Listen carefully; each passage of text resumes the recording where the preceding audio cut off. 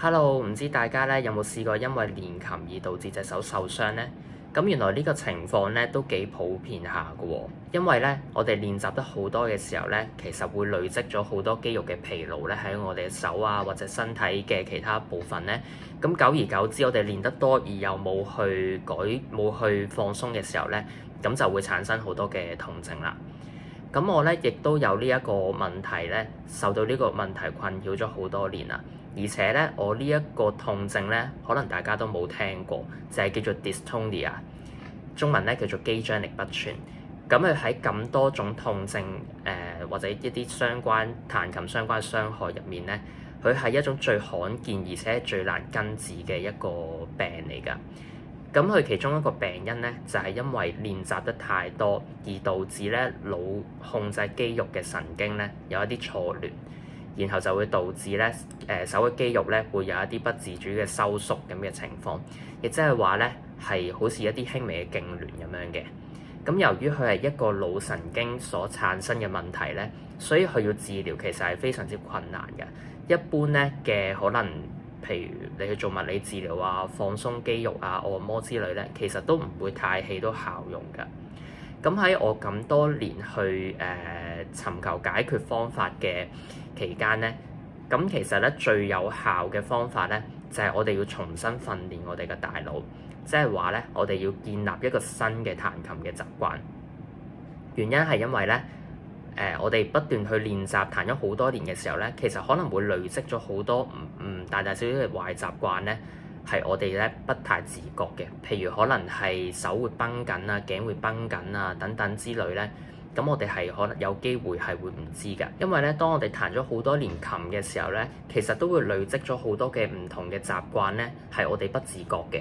咁但係可能當中咧有一啲習慣咧係唔好嘅，譬如可能我哋會繃緊咗身體某一個部分、某啲肌肉咁樣啦。咁呢一啲咧，其實都係一啲會造成我哋有痛症或者相關問題咧嘅一個根本嘅原因。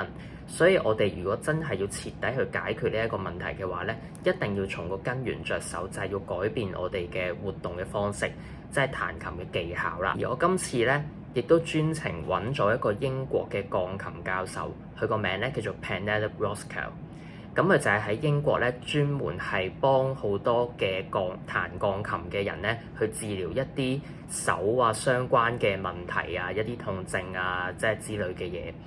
咁點解會揾到呢一個教授咧？咁其實主要都係因為我不斷地去揾一啲治療嘅方法嘅期間咧，咁喺網上面偶然就見到有一個專家咧，佢係會標榜佢係有辦法可以治療到 dystonia 嘅。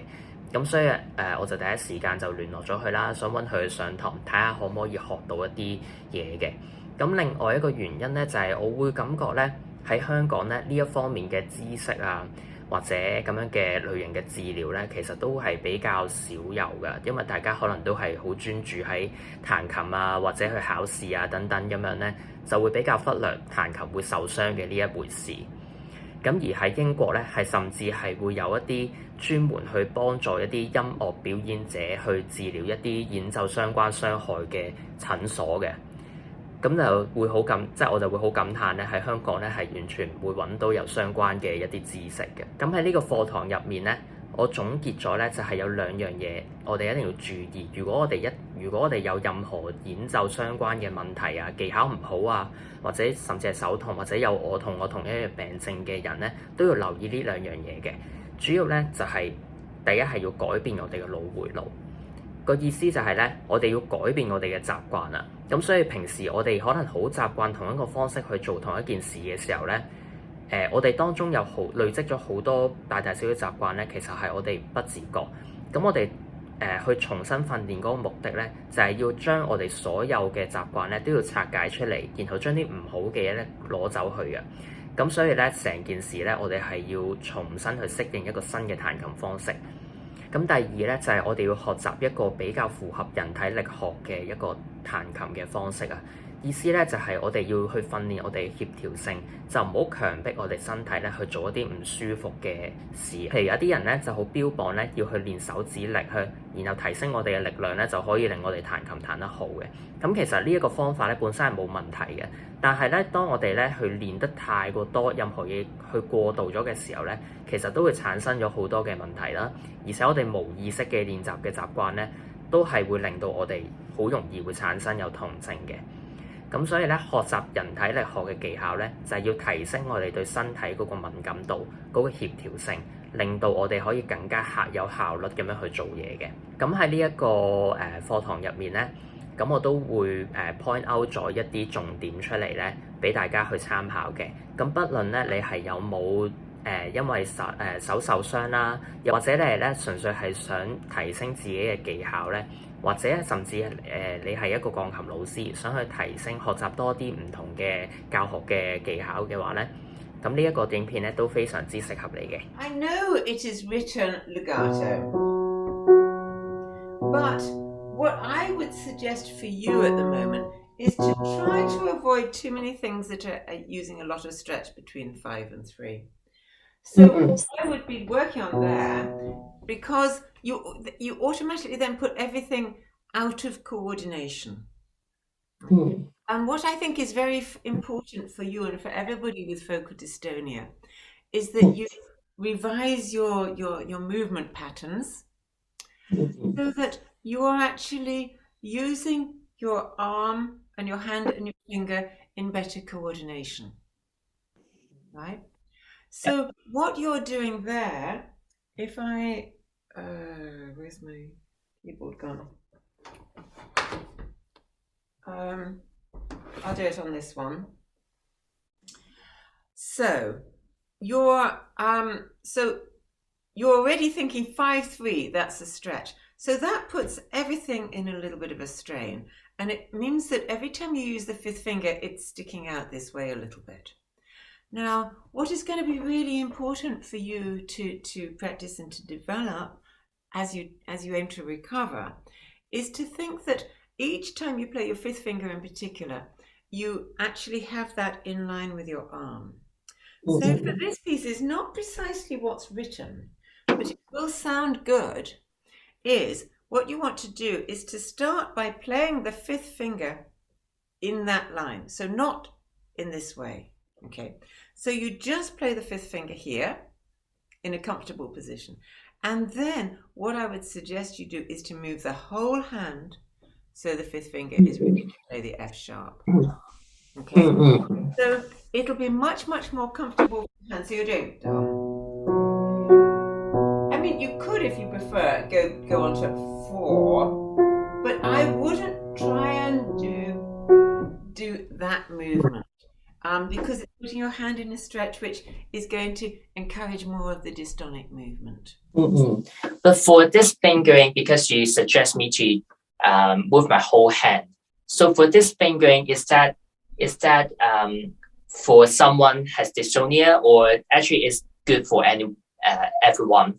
Well, I mean, Chopin actually writes that the F sharp should have a crotchet, okay, or a or whatever. Which do you use English or American in Hong Kong? You mean crochet?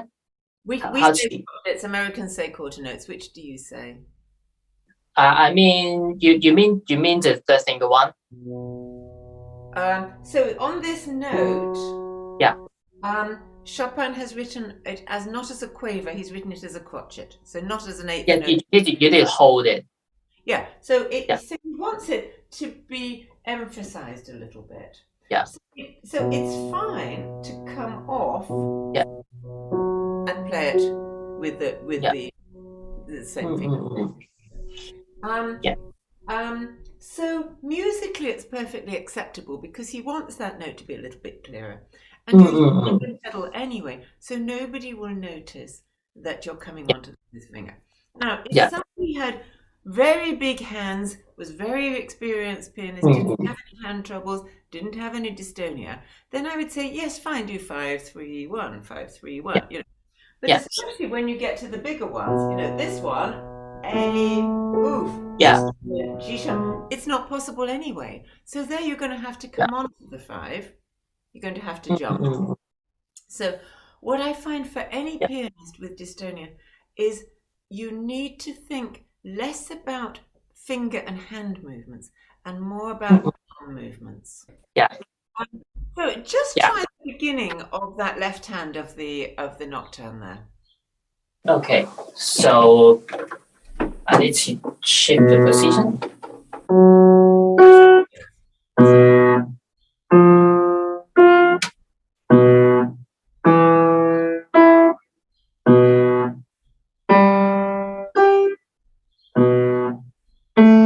Yeah.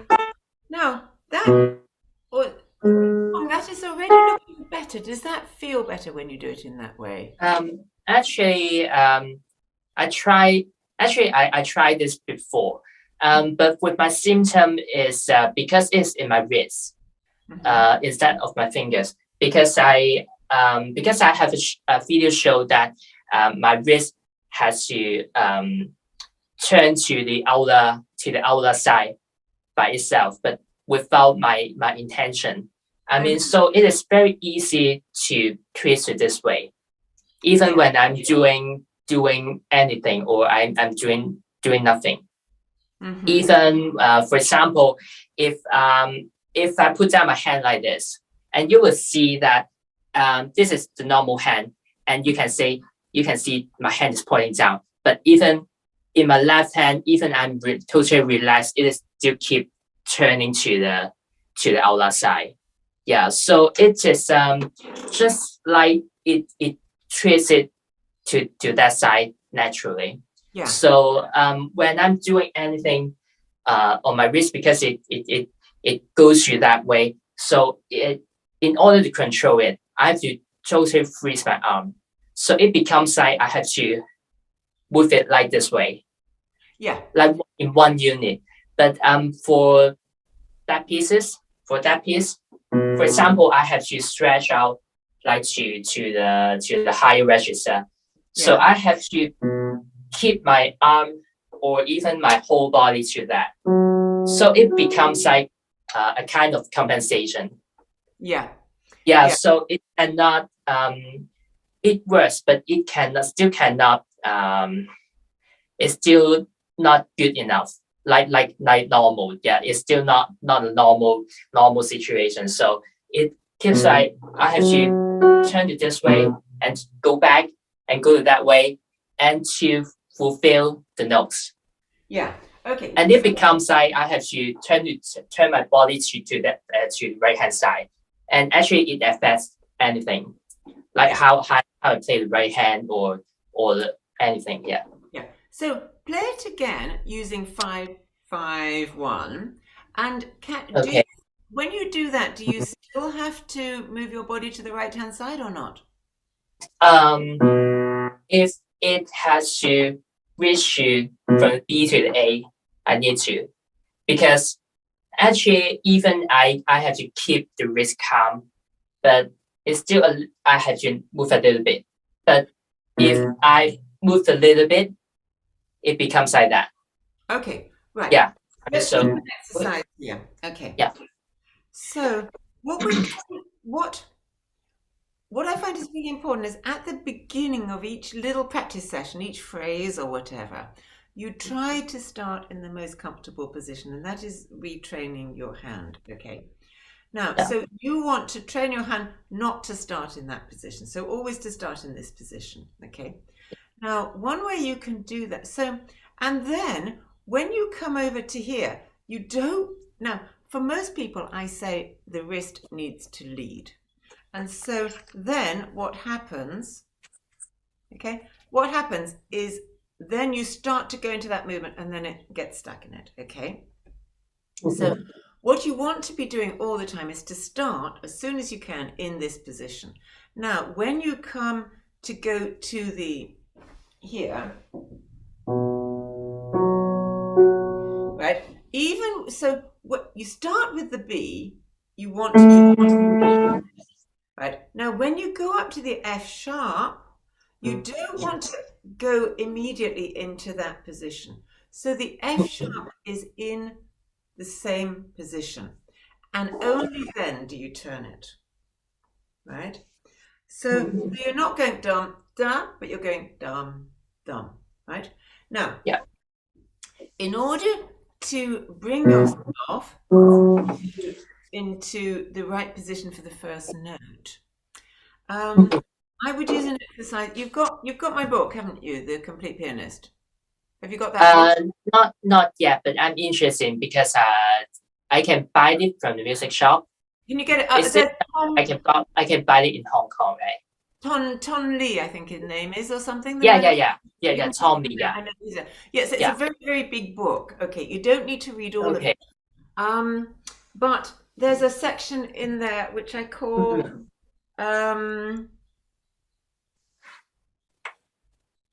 Puppet on a String. Right? Okay. So I use these strange titles, but it's just to sort of awaken our imagination. Now, what I want you to do every time you go to the piano is to imagine that your hand is attached to a string here. Okay, like a puppet, right? So not here, but here on the fifth finger. So that when your hand comes up to the piano, you imagine that somebody just lifts it from the fifth finger. Do it with both hands in this way. So you just feel that you're being lifted from here. Just try that. Just try that now. From knuckles here. Yeah. Like this. Yeah. So it really feels it's coming from there, yes?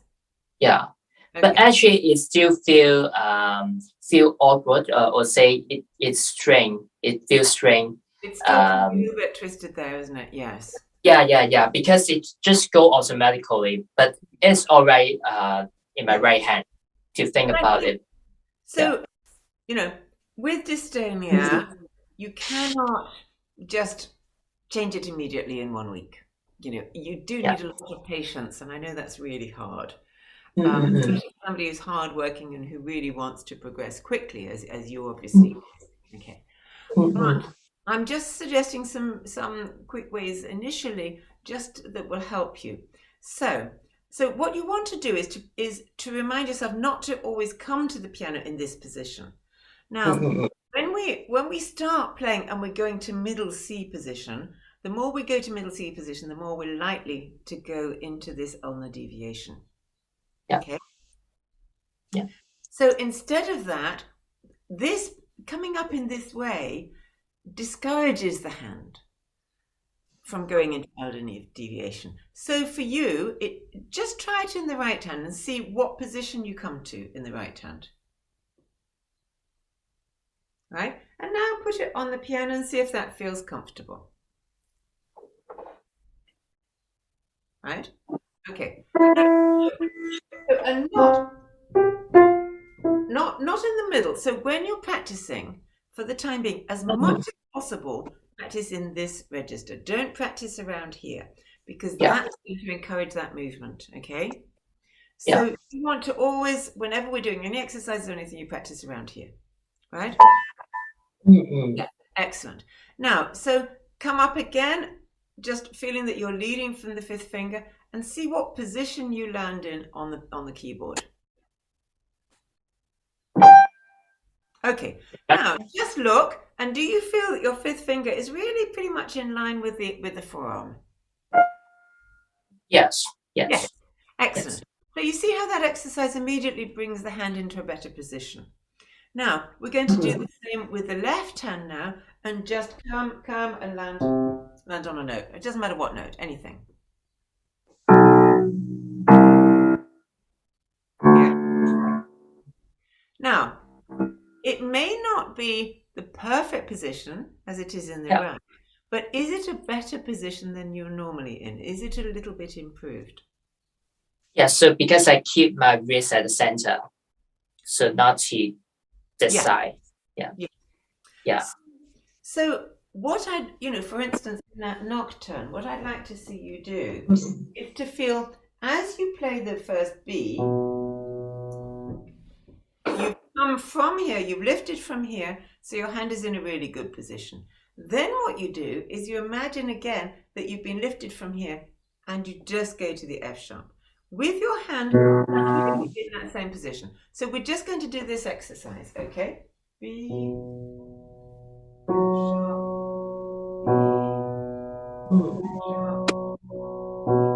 right? So there's no twisting, there's no reaching out the thumb, just B, F sharp. Excellent. Excellent.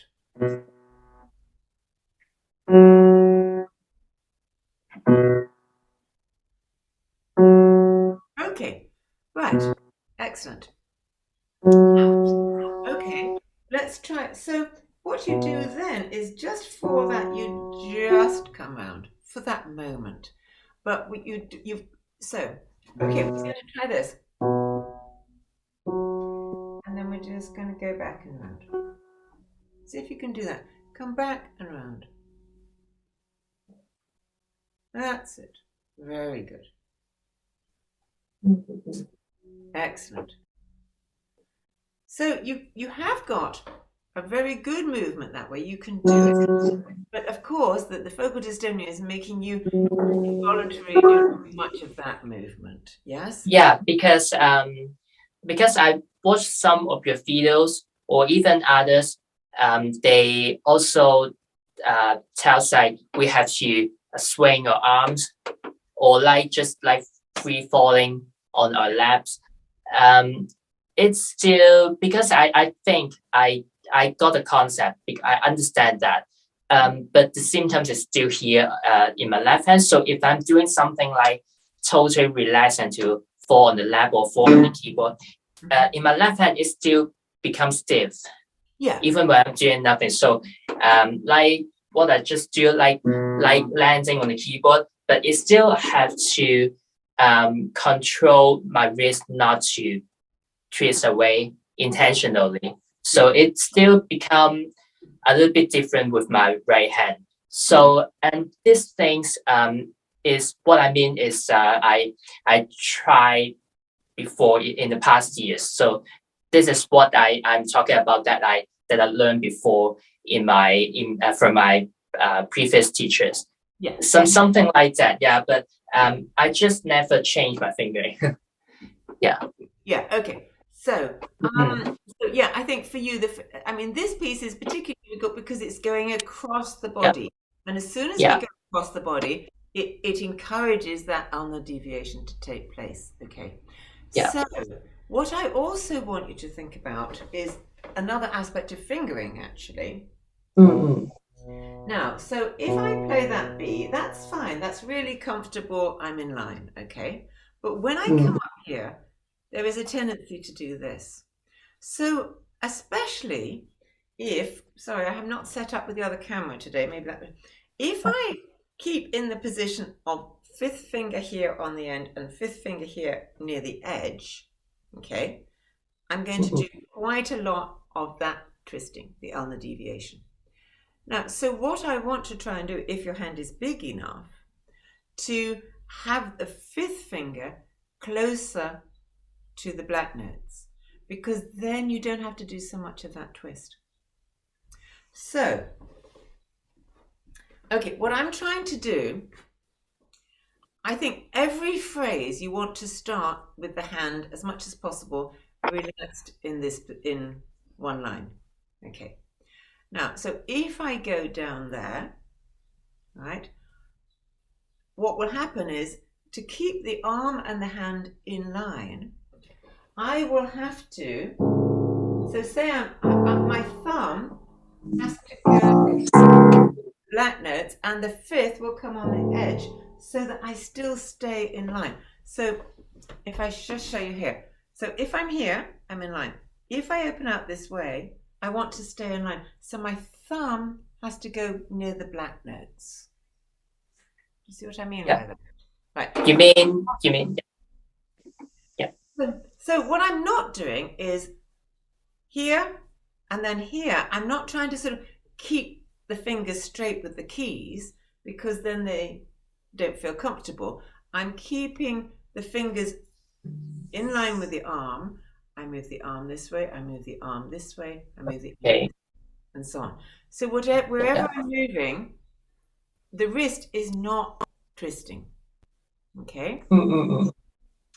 Now, so when we go this way, the thumb has to come forward a little bit. So say I'm doing there, my thumb will be here, my fifth finger will be on the edge. Sorry, you can't see her very well. I didn't realize we'd be doing this. It means the thumb is more inside.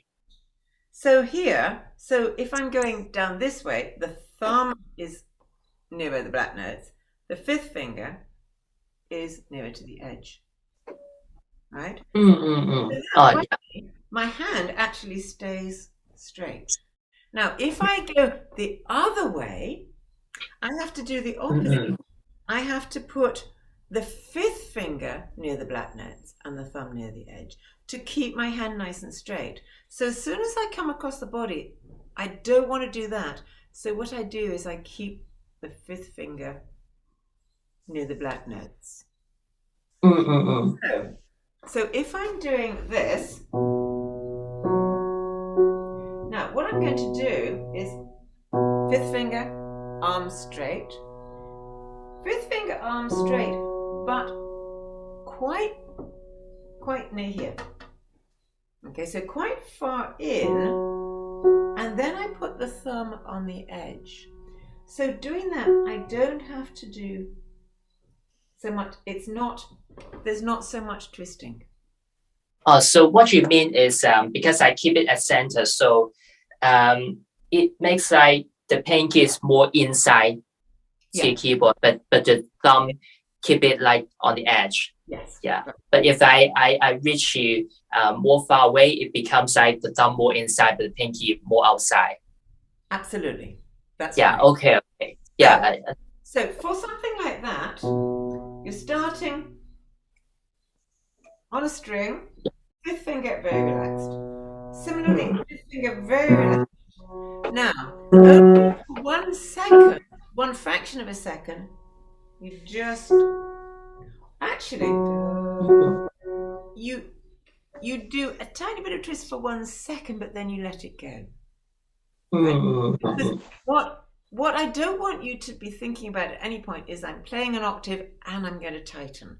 So what we're trying to do for you is that whenever you've got this movement, it's very comfortable and it doesn't tighten to do it.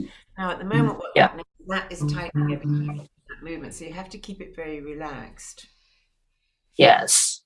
And that's hard because when you've got any dystonic movement, there is an instinctive, a habitual tendency for that movement to tense, right?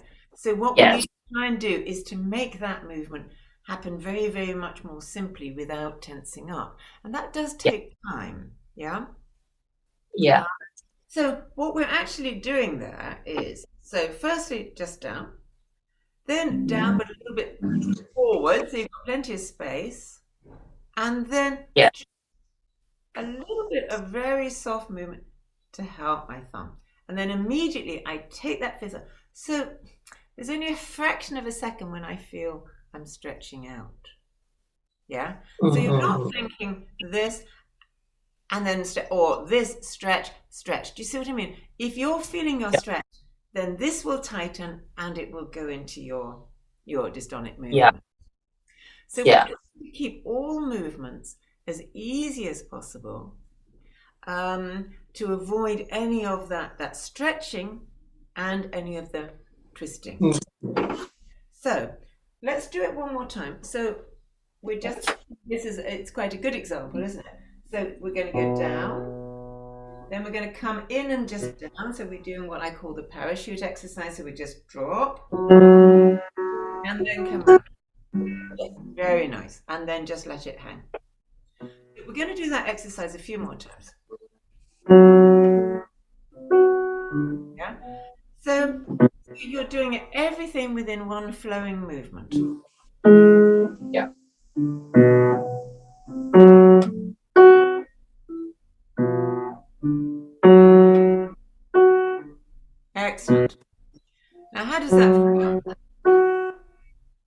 it feels like I still have to.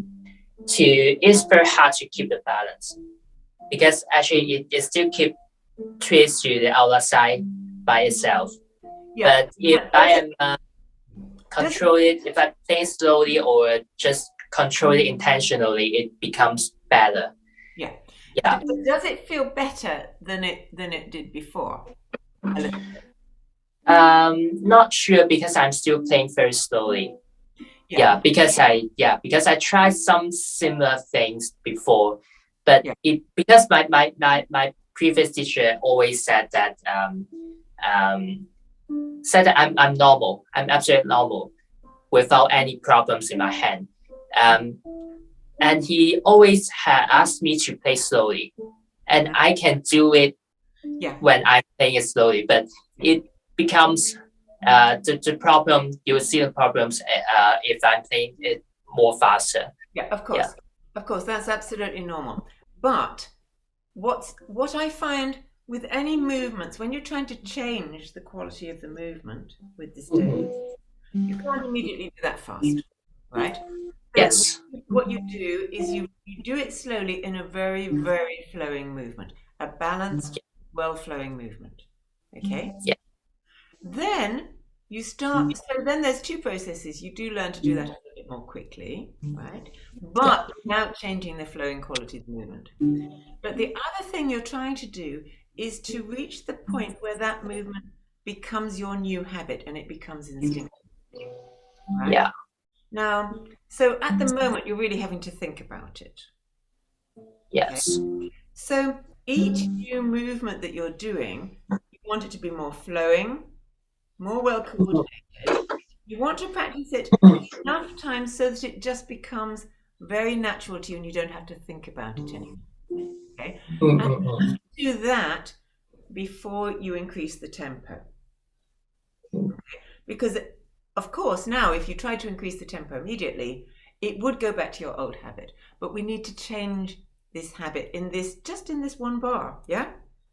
Okay. Yeah. So let's do it again, and we're going to do it really slowly still. And keep everything really smoothly. Yes, keep going. Keep going. Yeah. Really comfortable. Okay. And the other thing to add into your thought here, Kong, is when you come up to your first B, you're going to think that you lift from here. So you're going to go B. Now, when you come from your thumb, you're going to feel, again, somebody's lifting you, and you just drop back down. So as you lift over, it feels as though somebody's just lifted the puppet and it goes back down. It's like a marionette puppet, yes? So always think of each movement, that you're lifting from here and then just dropping.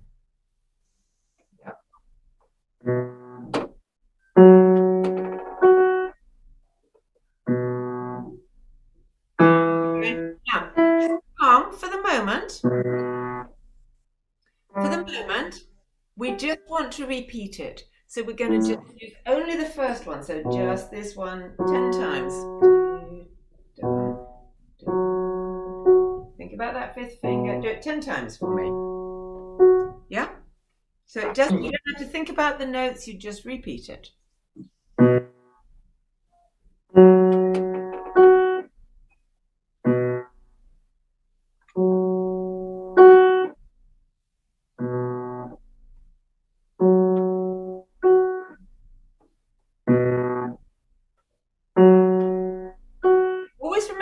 Keep the fifth finger quite far forward, a little bit in for the fifth, just to really help it.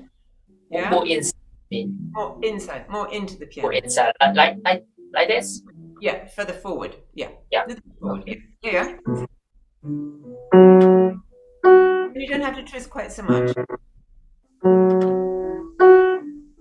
Now, what I'm going to do is I'm going to ask you, as you're playing it, I'm going to ask you some questions, okay? So, I just want you to continue, but listen to what I'm saying, all right? Okay. Right? Okay.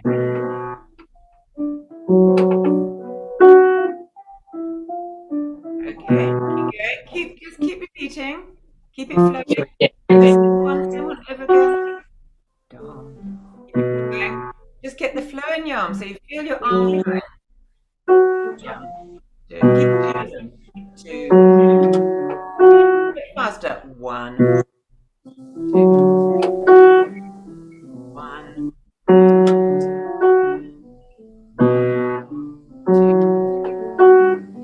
Now, what time is it in Hong Kong? About?